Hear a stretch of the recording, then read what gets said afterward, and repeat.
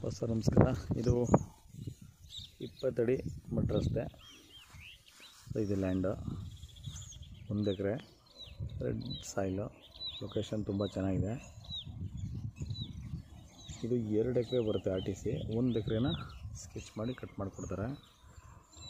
ನಮಗೆ ಇಲ್ಲಿಂದ village just 1 kilometre ಹೊರಗಡೆ ಬರ್ತದೆ. ಇದು Kabbalamma temple, Kanakapura taluk, Ramanagara district.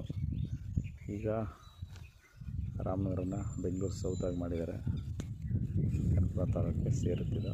So ಇದೆಲ್ಲ ಮನೆಗಳು, ಅಲ್ಲೇ ರೈತರು ವಾಸ ಇದ್ದಾರೆ. ಅವರ ಜಮೀನಲ್ಲಿ ಮನೆ ಕಟ್ಕೊಂಡು. ಸೊ ಅದಕ್ಕೆ ರಸ್ತೆ ಹೀಗೆ ಬರುತ್ತೆ.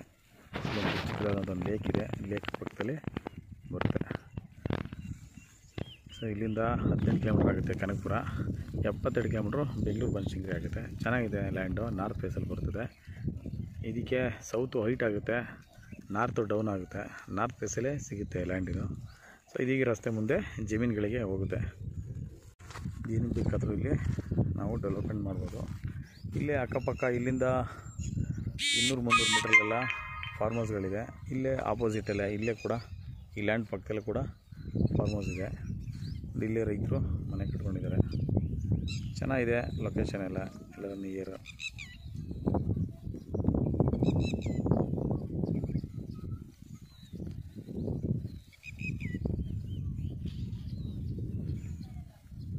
ಸೊ ಬರೋದಕ್ಕೆ ರೋಡ್ಗೆ ಏನೂ ತೊಂದರೆ ಇಲ್ಲ. ಆರಾಮಾಗಿ ಕಾರ್ ಬರುತ್ತೆ, ವೆಹಿಕಲ್ ಬರ್ಬೋದು. ಇದು ಬಾಕ್ಸ್ ಪೀಸಲ್ಲೇ ನಿಮಗೆ ಸಿಗುತ್ತೆ.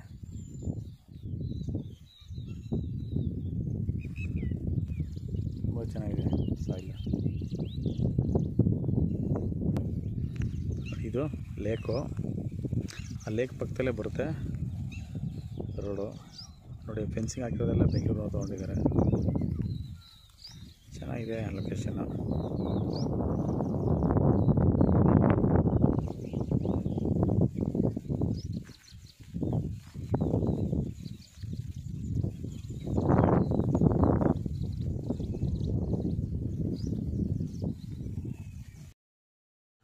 ಈ ಪ್ರಾಪರ್ಟಿ ಬಂದು 2-3 ತಲೆಮಾರುಗಳಿಂದ ಬಂದಂಥ ಪ್ರಾಪರ್ಟಿ. ಇದು ಬಂದು ಶೆಡ್ಯೂಲ್ ಕ್ಯಾಸ್ಟ್ ಪ್ರಾಪರ್ಟಿ.